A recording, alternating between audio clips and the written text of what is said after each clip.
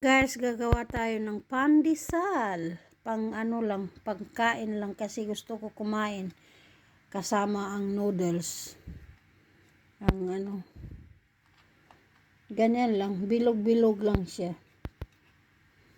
Pwede naman ganyan, kahit na ano, kasi pagkain lang naman sa bahay. Ayan.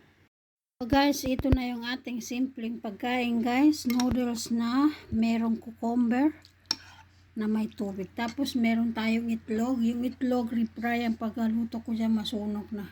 Tapos meron tayong cucumber. Noodles. Ito yung noodles guys. Aray. Ayan. Para pangpalaman natin ang ating pandesal na ginawa ko.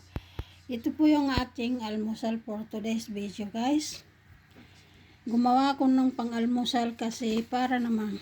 Oh wow. Ang lambot oh. Tingnan nyo.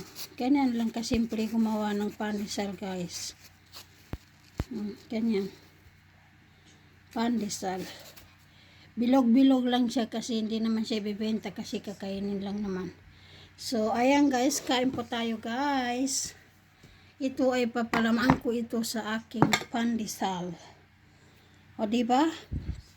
Sa Pilipinas, diba kapag kakain tayo ng pandesal, lagyan natin ng palaman. So, ganun ang gagawin natin, guys. Diba, guys? Ayan, o. Tingnan nyo. Yummy. Kain po tayo.